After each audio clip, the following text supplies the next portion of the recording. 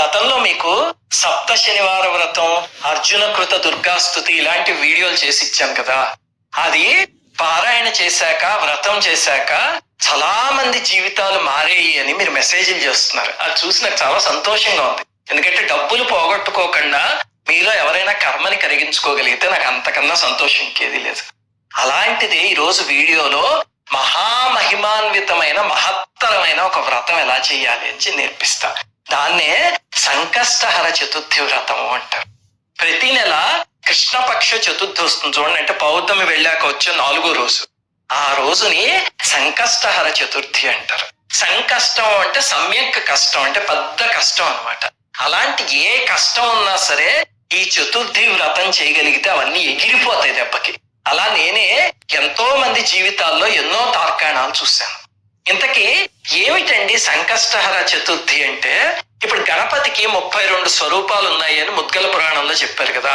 అందులో 32వ స్వరూపమే ఈ సంకష్టహర గణపతి, ఆఖరి స్వరూపం అన్నమాట. అంటే ఆయన కుడి చెయ్య వరదహస్తం ఉంటుంది, ఎడమ చేతిలో పాయస పాత్ర ఉంటుంది, దేవేరిని ఎడమ తొడ మీద కూర్చోబెట్టుకుని ఉంటారనమాట స్వామి. ఆ స్వామికి ప్రతి నెల కృష్ణపక్షంలో వచ్చే చతుర్థి అంటే చాలా ప్రీతి. అందుకని ఈ వ్రతం ఏ నెలలో అయినా కృష్ణపక్ష చతుర్థిలో మొదలు పెట్టచ్చు. కాకపోతే రాబోతున్న దాన్ని అంగారక చతుర్థి అంటారు. అంటే మంగళవారమును చతుర్థి కలిసి వస్తే దాన్ని అలా అంటారు అనమాట. ఆ రోజు మొదలు పెడితే ఇంక అసలు అద్భుతమైన ప్రయోజనాలు వస్తాయి. అందుకని వీడియో చేయడం. ఇంతకీ ఇది చేస్తే ఏమొస్తుందండి అంటే, మనకి పురాణంలో ఇది చేస్తే వచ్చే 13 ప్రయోజనాలు చెప్పారు. ఆ రకమైన కష్టాలు ఉన్న వాళ్ళు ఎవరైనా ఈ వ్రతాన్ని చేస్తే అద్భుతమైన ప్రయోజనం వస్తుంది అని. ఏమిటా 13? ముందే తెలిసేసుకుని తర్వాత వ్రతానికి వెళ్దాం. అందులో మొట్టమొదటిది ఏమిటంటే, మనం ఏదైనా పనులు మొదలు పెడితే అందులో ఆటంకాలు వస్తున్నాయి అనుకోండి, అప్పుడు ఈ వ్రతం చేసి చూడండి, చాలా అద్భుతంగా ముందుకు సాగుతుంది. రెండవది, జీవితంలో అభివృద్ధి లేదనుకోండి, అంటే వ్యాపారం ఏదో మొదలు పెట్టారు, అది అలా మందకోడిగా నడుస్తుంది, లేకపోతే ఉద్యోగానికి వెళ్ళారు, అక్కడ అభివృద్ధి లేదు, అలాంటప్పుడు ఈ వ్రతం చేస్తే కనుక చాలా అద్భుతంగా పనిచేస్తుంది. అందుకే మీరు చూస్తే కర్ణాటకలో దాదాపు ప్రతి వ్యాపారస్తులు కూడా కృష్ణపక్ష చతుర్థి రోజు ఖచ్చితంగా సంకష్టహర చతుర్థి వ్రతం చేసి తీరుతారు. ఇంకా మూడవది నరదృష్టి. మనం ఉచ్చమైన స్థితికి వెళ్తున్నాం అనుకోండి, మనల్ని చూసి బాధపడే వాళ్ళు చాలా మంది ఉంటారు. కొన్నిసార్లు దాని ఇంపాక్ట్ కూడా మన మీద ఉంటుంది. అంటే ఏమిటండి నరదృష్టి అనేది సైన్స్ ప్రకారం నిజం అంటే, అది మీకు ఇంకొక దాంట్లో అది సైంటిఫిక్ గా ఎలా పనిచేస్తుంది అనేది చెప్తా. కానీ అలాంటి నరదృష్టితో పతనం అయిపోతున్నప్పుడు ఈ వ్రతం కాపాడుతుంది. అసలు ఈ వ్రత కథలు ఉంటాయి ఆఖర్లోనూ. అందులో ఒక ప్రత్యేకమైన కథలో అయితే ఇంద్రుడి గురించి, ఆ నరదృష్టి గురించే చెప్తారు. చాలా బాగా పనిచేస్తుంది ఈ వ్రతం. తర్వాత ఆర్థిక బాధలు ఉన్నా సరే, లేకపోతే సంతానం లేకపోయినా, గృహవసతి లేకపోయినా, అంటే ఎన్నిసార్లు ప్రయత్నించినా సొంత ఇల్లు కానీ ఏమీ లేకపోయినా, అలాంటి వాటిల్లో చోటు పనిచేస్తుంది. అంత అద్భుతంగా పనిచేస్తుంది. ఏమి లేదు, గణపతికి కనెక్ట్ అయి చేయాలంటే.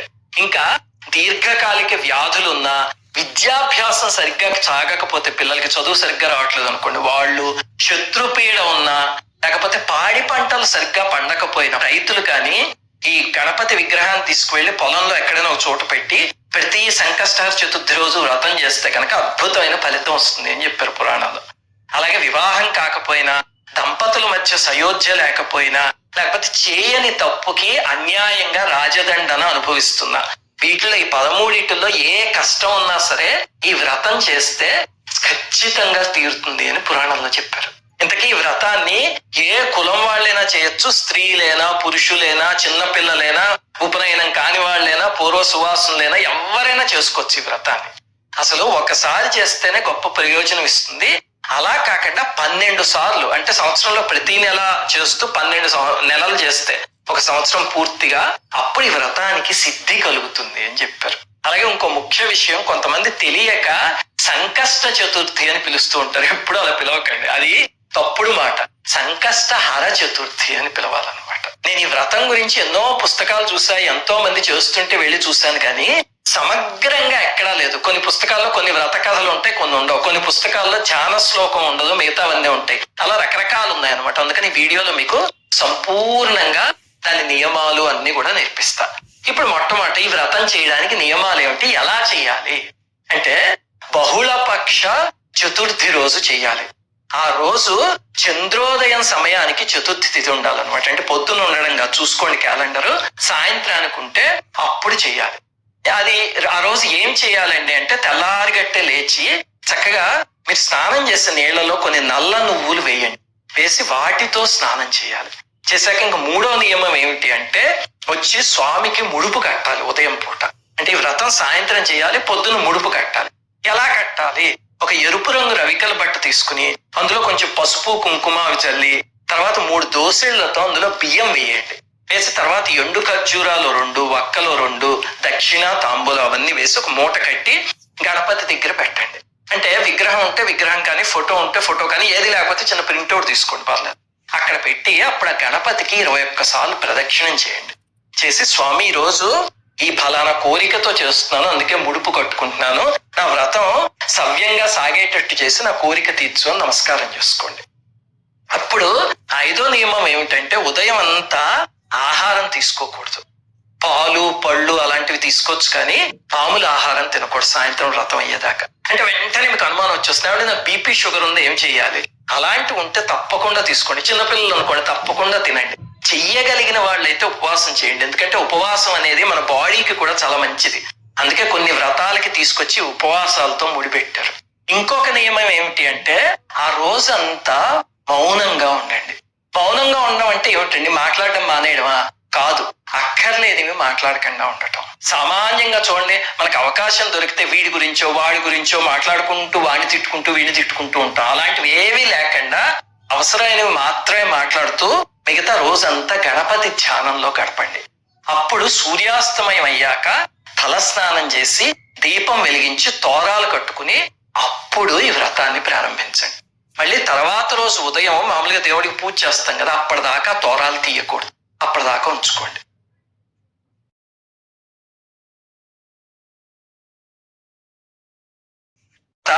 ఈ ముడుపు కట్టిన బియ్యం ఉంది కదా పొద్దున్న, ఆ బియ్యంతో 2 పదార్థాలు చేయాలి. మొట్టమొదటిది బెల్ల పాయసం చేయాలి అన్నంతోనూ. రెండవది 21 కుడుములు తయారు చేయాలి. ఉండ్రాళ్ళైనా లేకపోతే కుడుములు లాంటివి చేస్తారు, అవైనా ఎలాగైనా చేయొచ్చు. అవి 21 ఇది పొంగలి చేయాలి. తర్వాత ఇంటికి ఎవరైతే వస్తారో ఆ రోజు వాళ్ళని అతిథి కింద గణేష స్వరూపం కింద భావించి వాళ్ళకి ప్రసాదం కానీ భోజనం కానీ పెట్టండి. అంటే వెంటనే దీనికి కింద ఒక 100 సందేహాలు వచ్చేస్తాయి. ఏమంటే మా ఇంటికి ఎవరు రాడండి అని. అసలు ఇలాంటి వ్రతాలు ఇవన్నీ పేరెంటాలు నోములు ఎందుకు పెట్టారంటే జనంతో సోషలైజ్ అవ్వడానికి. మన ఇంటికి ఎవ్వరు రావట్లేదు అంటే మనం సరైన మార్గంలో లేము అని అర్థం. లేకపోతే మనం పిలిస్తే ఎవరో ఒకరు తప్పకుండా వస్తారు. అందుకని ఆ లక్షణాన్ని సరి చేసుకోండి. అందుకే వ్రతాలు ఇవన్నీ. ఇంకా సరే ఎవ్వరు రాలేదనుకోండి, అప్పుడు తర్వాత రోజు ఉదయం గణపతి ఆలయానికి వెళ్ళి అక్కడ ఉన్న ఎవరికైనా పూజారికి కానీ ఎవరికైనా భోజనానికి సరిపోయే ధనం ఇవ్వండి. అలా చేయండి. తర్వాత ఇంకొక ముఖ్యమైన నియమం ఏమిటి అంటే 9వది, ఈ రోజు ముందు రోజు రాత్రి బ్రహ్మచర్యాన్ని పాటించండి. మద్యము మాంసము అలాంటివి ఏవి ఆ రోజు మొత్తం ఆ ముందు రోజు కూడా ముట్టుకోకూడదు. ఇంకా ఆఖరిది ఒక నియమం ఉంది. ఇవి పైన చెప్పినవన్నీ మ్యాండేటరీస్, తప్పకుండా చేసి తీరాలి. ఆఖరి నియమం ఏమిటి అంటే ఇది ఆప్షనల్. మరునాడు ఉదయం కుదిరితే గణపతి హోమం చేస్తే చాలా శ్రేష్టం. అంటే మాకు గణపతి హోమం రాదు, ఎవరినైనా తెచ్చి చేయించుకోండి. మాకు ఎవ్వరు దొరకట్లేదు, ఏం పర్వాలేదు, నమస్కారం చేసుకుని దీపం వెలిగించండి సరిపోతుంది. దొరికితే మాత్రం ఎవరినైనా తీసుకొచ్చి గణపతి హోమం చేయించండి, చాలా ఉపయోగం. ఇంతకీ వ్రతం ఎలా చేయాలి ఇప్పుడు ఆ విధానం చెప్తాం మీకు. ఇందులో మొత్తం 13 స్టెప్స్ ఉన్నాయి. ఆ 13 చేస్తే వ్రతం అవుతుంది. చేయడానికి దాదాపు 1 గంట సేపు పడుతుంది. అందుకని ఓపికగా చేయండి. మొట్టమొదటిది ఏమిటంటే ఆచమనము, సంకల్పము, కలశారాధన అవన్నీ మనం మామూలుగా ప్రతి పూజలో చేస్తాం కదా, అలాంటివే. నేను మీకు ఈ వ్రతం మొత్తం వీడియో తీసి దీని తర్వాత ఇంకొక వీడియోలో ఇస్తాం. అందుకని మీరు అది పక్కన పెట్టుకుని PDF పెట్టుకుంటే కనుక చూసి చేసేయచ్చు. ఇంతకీ మళ్ళీ కలశం అనగానే బోల్డ్ ప్రశ్నలు వచ్చేస్తాయి. కలశం మీ సాంప్రదాయంలో ఉంటే పెట్టుకోండి, లేకపోతే పెట్టుకోకపోయినా పర్లేదు. పంచపాత్రనే కలశం అనుకుని ముట్టుకుని కలశారాధన చేసుకుంటే సరిపోతుంది. అందుకని కలశం గురించి విపరీతంగా బాధపడిపోకండి. 2వ స్టెప్ ఏమిటంటే విఘ్న నివారణ గణపతి పూజ అని చేయాలి. అంటే పసుపు గణపతి పెట్టుకుని మనం విఘ్నాలు రాకుండా ఈ పూజలో పూజ చేయాలి. అంటే అదేమిటంటే గణపతి పూజ చేస్తున్నాం కదా, మళ్ళీ ఇది ఎందుకు అంటే ఇది విఘ్న నివారణ కోసం తర్వాత చేసేది అసలైన వ్రతం. అది అయిపోయాక గణపతికి షోడశోపచార పూజ చేయాలి. నేను మీకు షోడశోపచార పూజలు చాలాసార్లు చెప్పాను కదా, అందులో 10 ఉపచారాల వరకు పుష్పాభరణాల వరకు చేయాలన్నమాట. అందులో మేము PDF లో ఇవ్వబోయే షోడశోపచార పూజలో ధ్యానంగా ఉంటుంది. అది మీకు పుస్తకాల్లో దొరకదు. అది మంత్రశాస్త్రంలో ఉన్న ఈ సంకష్టహర గణపతి యొక్క ధ్యాన శ్లోకం అది చదువుతూ ధ్యానం చేయండి. అలాగే ఈ PDF లో మీకు ఇంకొక చిత్రమైనది ఇస్తాయి. ఏమిటంటే ఈ సంకష్టహర గణపతికి తప్పకుండా పంచామృతాలతో అభిషేకం చేయాలి. కానీ పంచామృతాలకి 5 మంత్రాలు ఉన్నాయి కదా, మధువాత రుతాయతే అలాంటివి, అవన్నీ వేద మంత్రాలు. మరి అందరూ చదవచ్చా చదవకూడదో మీకు సందేహాలు ఉంటాయి కదా. అందుకని పంచామృతాలకి 5 శ్లోకాలు ఇందులో ఇస్తాం ఈ PDF లో. వాటిని చదువుతూ హాయిగా పంచామృత స్నానం చేయించండి. ఆ శ్లోకాలు ఏ దేవతకైనా ఉపయోగించవచ్చు. ఈ గణపతితో ప్రారంభిద్దాం మనం. తర్వాత 4వ స్టెప్ ఏమిటంటే అంగ పూజ. ఇంతకు ముందు మనం చేసినట్టే గణేశాయ నమః పాదౌ పూజయామి, అలా అంగ పూజ చేయాలి. తర్వాత 5వది ఏకవింశతి పుష్ప పూజ అంటారు. అంటే 21 పుష్పాలతో స్వామిని పూజించడం, రకరకాల పుష్పాలు. అంటే ఆవిడ మాకు అవన్నీ దొరకవు, ఏం చేయాలి? ఏదో ఒక పుష్పాన్ని 21 తీసుకోండి, తీసుకున్నప్పుడు దాంతో పూజించండి. తర్వాత 6వది ఏకవింశతి పత్ర పూజ అంటారు. అదేమిటండి? మనం పత్రి ఉంటుంది కదా, వినాయక చవితికి ఏకవింశతి పత్రి, వాటితోనే పూజ చేయాలి. అంటే మళ్ళీ మాకు ఇవన్నీ దొరకవండి, ఏ పత్రి దొరికితే దాంతో చేయండి 21 సార్లు. అంటే మాకు అసలు ఏ ఆకు కూడా దొరకదండి మా ఇంటి దగ్గర. ఇలాంటి ప్రశ్నలు అడుగుతున్నారు దురదృష్టవశాత్తు, అందుకే చెప్తున్నా. అలా అయితే గడ్డితో చేయండి. గణపతికి గరిక అంటే చాలా ప్రీతి, అందుకని గరికతో పూజ చేయండి. తర్వాత 7వ స్టెప్ వినాయకుడు అష్టోత్తరాన్ని చదవాలి. తర్వాత 8వది ముఖ్యమైనది, ఇది కూడా మీకు కొన్ని పుస్తకాల్లో ఉంటుంది, కొన్ని పుస్తకాల్లో దురదృష్టవశాత్తు లేదు. సంకట నాశన గణేశ స్తోత్రం అని ఉంది. అది నారద పురాణంలో నారదుడు చేసిన స్తోత్రం. చిన్న స్తోత్రమే కానీ అపారమైన శక్తి అసలు. అందులో ఎన్ని మంత్ర రహస్యాలు ఉన్నాయో మనకి పైకి చూస్తే మామూలుగా కనిపిస్తాయి. ఆ స్తోత్రం చదవాలి. అది చిన్నదే, వీడియోలో నేను చదివి వినిపిస్తా. కానీ అది ఎన్నిసార్లు కుదిరితే అన్నిసార్లు, అంటే 1 సారి కానీ 3 సార్లు కానీ 5 సార్లు కానీ అలా మీ ఇష్టం వచ్చినంత సార్లు చదవండి. తర్వాత 9వ స్టెప్ ఏమిటంటే గౌరీదేవికి పూజ చేయాలి. అంటే గణపతిని పూజించినప్పుడు గౌరీదేవిని కూడా పూజించాలి. క్లుప్తంగా గౌరీ పూజ చేస్తే సరిపోతుంది. అది కూడా ఎలా చేయాలో మీకు వీడియోలో చూపిస్తా. ఆ గౌరీ పూజ అయ్యాక ఇంకా 10వ స్టెప్ ఏమిటి అంటే పంచోపచార పూజ చేయడం. పంచోపచార పూజ అంటే ఏమిటండి? అంటే మనకి తెలుసు కదా, ధూపం దీపం నైవేద్యం, తర్వాత మంత్ర పుష్పం నమస్కారం, ఇలాంటివన్నీ చేస్తాం కదా. అలాంటివి చేసి అలాగే ప్రసాదాన్ని 21 మోదకాలు ఉన్నాయి కదా, అందులో సామాన్యంగా 10 ఎవరికైనా పంచేసి మిగతావి వాళ్ళు ప్రసాదం కింద తింటారనమాట. అందుకని 10 ఇట్లని ప్రసాదం కింద ఎవరికైనా పంచండి. ఇంటికి ఎవరైనా వస్తే వాళ్ళకి ఇవ్వండి. అంటే మళ్ళీ ఇందాక ప్రశ్న, మా ఇంటికి ఎవరు రావట్లేదు, ఎవరో ఒకరికి తీసుకువెళ్ళి ఇవ్వండి. ఆ రకంగా చుట్టుపక్కల ఉన్న వాళ్ళతో సోషలైజ్ అవ్వండి. ఎవరు మా ఇంటికి రావట్లేదు అనుకోవడం గొప్ప కాదు కదా, దాన్ని బ్రేక్ చేయండి. తర్వాత 11వ స్టెప్ ఏమిటంటే దూర్వాయుగ్మ పూజ అని. మీరు మొట్టమొదటి గరిక తెచ్చినప్పుడే ఒక 11 భాగాలు తీసి పక్కన పెట్టండి. ఒక్కొక్క భాగంలో 2-3 పోచలు ఉంటే సరిపోతుంది. వాటికి 11 నామాలు ఉన్నాయి, అవి చేస్తూ స్వామికి సమర్పించండి. తర్వాత 12వ స్టెప్ వ్రత కథలు చదవడం. 13వ స్టెప్ అర్ఘ్యాలు ఇవ్వడం. అక్కడతో ఈ వ్రతం పూర్తయిపోయినట్టే. ఇంతకీ వ్రత కథలు ఏమిటండి? దీనికి 4 వ్రత కథలు ఉన్నాయి. మొట్టమొదటి వ్రత కథలో అసలు ఈ వ్రతం ఎలా వచ్చింది అనేది చెప్తారు. పార్వతీదేవికి అంతకీ వివాహం కాకపోతే అప్పుడు గణపతి ఈ వ్రతాన్ని ఉపదేశించి పార్వతీదేవి చేత చేయిస్తే అప్పుడు పరమేశ్వరుడితో వివాహం అయింది అని. ఇది చాలా విచిత్రంగా ఉంది కదా అనిపిస్తుంది. ఆ కథ చదవండి, మీకు అర్థమవుతుంది అసలు ఎలా జరిగింది అనేది. ఆ కథలో అసలు ఈ వ్రతం ఎలా చేయాలి ఆ వివరాలన్నీ చెప్తారు. ఇంకా 2వ కథ చాలా ముఖ్యమైనది, భృషుండి మహర్షి కథ అని ఒక కథ ఉంది.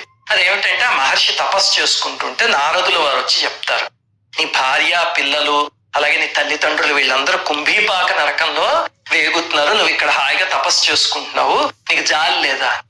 అప్పుడు ఆ మహర్షి వ్రతం చేసిన ఫలితాన్ని వాళ్ళకి ధారపోసేసరికి వాళ్ళ నరకం నుంచి బయటపడి స్వర్గానికి వెళ్తారు. ఏం చెప్తున్నారు ఈ కథలో అంటే, కుంభీపాక నరకం ఎప్పుడు వస్తుంది అంటే మనం వేరే జీవుల్ని ఏడిపించినప్పుడు, జంతువులైనా మనుషుల్నైనా మాటలతో అయినా చేతలతో అయినా హింస పెడితే అప్పుడు కుంభీపాక నరకానికి వెళ్తారు. అది ప్రతిరోజు మనం చేసే పని అదే కదా, మనందరం అందులో స్పెషలిస్టులు. అందుకని అలాంటి పాపాలు పోయి పరిశుద్ధంగా తయారవ్వడానికి ఈ కథ రిప్రజెంటేషన్. ఇంకా 3వ కథ, ఇంద్రుడి విమానం ఆకాశంలో వెళ్తూ ఉంటే ఒకటి నరదృష్టి తగిలి అది కింద పడిపోతుంది. అప్పుడు ఎంత మంది ప్రయత్నించినా ముందుకు వెళ్దనమాట. ఒక చనిపోయిన వేశ్య ఉంటుంది, ఆ తల్లి ఒంటి మీద నుంచి వీచిన గాలి తగిలి మళ్ళీ ఆ విమానం పైకి వెళ్తుంది. ఏమిటండి చాలా విచిత్రంగా లేదా అంటే, వీటిని అర్థవాదం అంటారు. ఈ కథలైనా సత్యనారాయణ వ్రతం అయినా సరే ఇలాంటి కథల్లో సింబాలిజం ఉంటుంది అనమాట. అవన్నీ తర్వాత చెప్తా. కానీ ఇంతకీ అందులో చెప్పదలుచుకుంది ఏమిటంటే, నరదృష్టి తగిలితే కనుక ఎంత గొప్పదైనా కింద పడిపోతుంది, అలాగే ఈ వ్రతం చేస్తే ఎన్ని పాపాలు చేసిన వాళ్ళైనా వాళ్ళ చేతిలో గాలి సోకినా సరే మళ్ళీ మన జీవితం బాగుపడుతుంది అని అది ఆ కథలో చెప్పదలుచుకున్నారు. ఇంకా 4వ కథ కృతవీర్యుడి కథ అని ఒకటి ఉంటుంది. అదేమిటంటే ఆ రాజు పూర్వజన్మలో మహాపాపం చేయడం వల్ల ఇంకో కష్టం సంక్రమిస్తుంది. ఎంత కష్టపడినా సరే అందులోంచి బయటికి రాలేకపోతాడు. చివరికి వ్రతం చేసి అందులోంచి బయటపడతాడు. అది 4వ కథ అన్నమాట. ఇది దేనికి రిప్రజెంటేషన్ అంటే పాపాలు చేసి కష్టాలు పడే వాళ్ళందరికీ కథ రిప్రజెంటేషన్. అందుకని వ్రతం చేస్తే ఆ పాపం నుంచి బయటపడచ్చు అని. ఇవి వ్రత కథలు. ఇది 12వ స్టెప్. ఇంకా ఆఖరి స్టెప్ ఈ వ్రతంలో చేయాల్సింది ఏమిటంటే అర్ఘ్యాలు ఇవ్వాలి స్వామికి. ఇది మోస్ట్ ఇంపార్టెంట్. అంటే కథలు అన్ని అయిపోయాక అప్పుడు ఇవ్వాలి. గణపతికి 12 అర్ఘ్యాలు ఇవ్వాలి. అవి ఎలాగంటే అక్షింతలు, పువ్వులు, జలం ఈ మూడింటిని చేతిలోకి తీసుకుని మీకు 3 శ్లోకాలు వినిపిస్తాను నేను వీడియోలో.